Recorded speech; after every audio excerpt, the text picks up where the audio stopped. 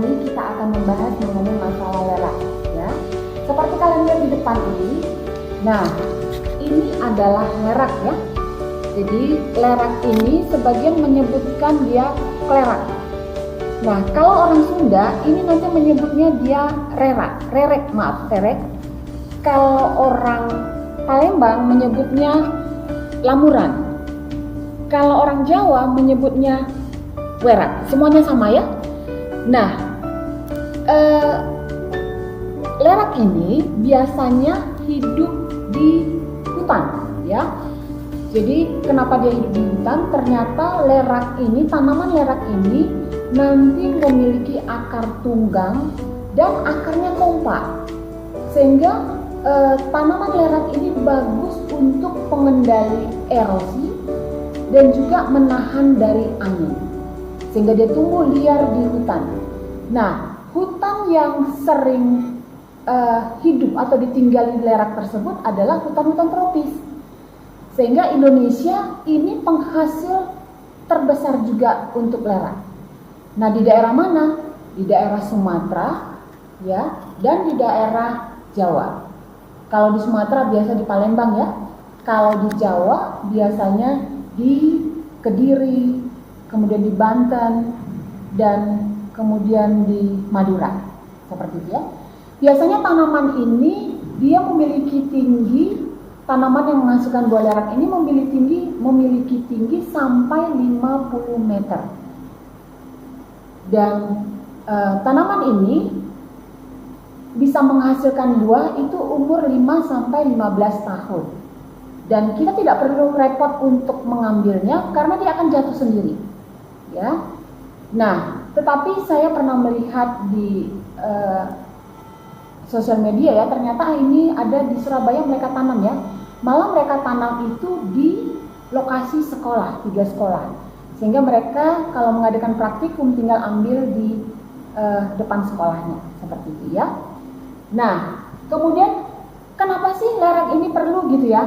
Nah, lerak ini pada tahun 1970 sebelum Indonesia mengenal deterjen, maka penduduk Indonesia menggunakan lerak ini sebagai deterjen. Jadi deterjen alami ya. Tapi semenjak tahun 1970 itu deterjen masuk ke Indonesia, sehingga Indonesia beralih menggunakan deterjen bahan kimia seperti itu. Apa sih yang dikandung lerak tersebut? Kamu lihat ini lerak.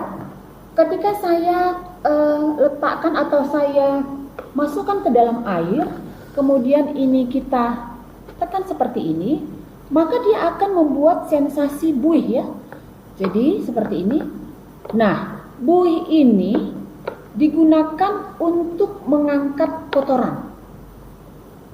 Jadi karena kandungan saponin ya, jadi lerak tersebut mengandung saponin, yang saponin tersebut yang mengeluarkan busa.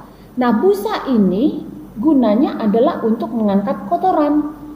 Sehingga karena mengangkat kotoran, maka lerak ini banyak digunakan untuk pertama deterjen. Jadi ini deterjen alami ya.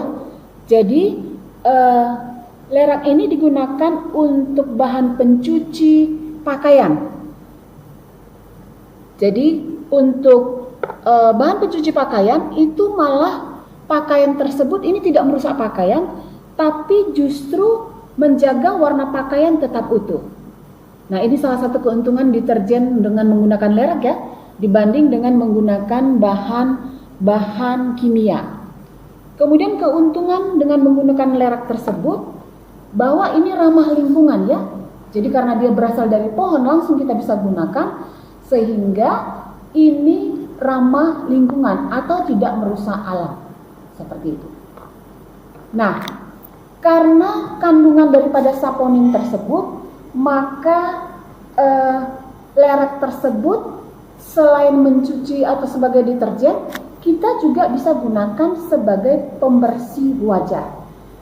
Jadi sebagian orang, apalagi saat ini yang lagi marak kita bahas mengenai ekoenzim, ini menggunakan lerak ini untuk sensasi buihnya dalam membuat sabun. Jadi sabun wajah boleh, sabun mandi boleh, dan kemudian untuk bahan pencuci tangan. Jadi pencuci tangan dipakailah buihnya adalah ini untuk sensasi buihnya, sehingga mirip dengan pencuci tangan yang berasal dari produk kimia. Nah, kemudian manfaat lainnya bahwa ini kita bisa gunakan sebagai kondisioner ya. Jadi karena busanya ini mengangkat kotoran tadi ya, kita bisa gunakan sebagai kondisioner, artinya kita bisa buat campuran sebagai sampo seperti itu ya. Jadi fungsi lerak ini untuk rambut ini bisa melembabkan rambut ya, kemudian meningkatkan pertumbuhan rambut, kemudian mengatasi ketombe. Dan karena kandungan buihnya ini, maka dia atau lerak tersebut sering digunakan untuk rambut kering ya. Jadi solusi untuk masalah orang-orang yang mengalami rambut kering, ini kondisionernya bagus kita menggunakan lerak ya, seperti itu. Kemudian dari segi kesehatan, lerak ini banyak juga fungsinya, yaitu dia sebagai obat asma.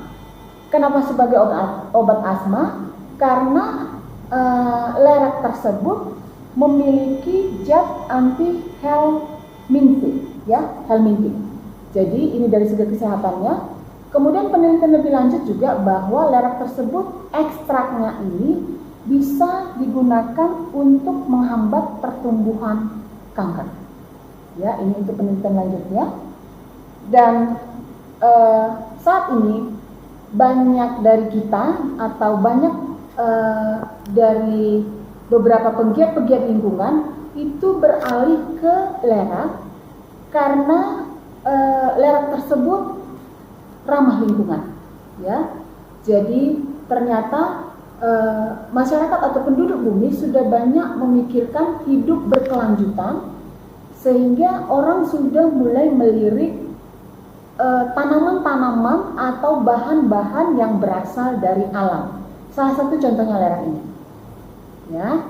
Nah, karena kebutuhan daripada manusia untuk produk-produk yang digunakan setiap hari itu banyak dari bahan kimia, maka orang-orang yang berpikir hidup berkelanjutan sudah mulai beralih ke bahan-bahan alami untuk segala kebutuhan yang diperlukan di rumah tangga. Sehingga lerak ini digunakan sebagai bahan deterjen. Kamu bisa lihat nanti bahan deterjen, kemudian sampo, sabun wajah, kemudian sabun mandi. Orang semua sudah mulai beralih ke tanaman lerak tersebut ya. Sudah sewajarnya kita berterima kasih ke alam ya, karena alam menjadikan seluruh yang kita butuhkan.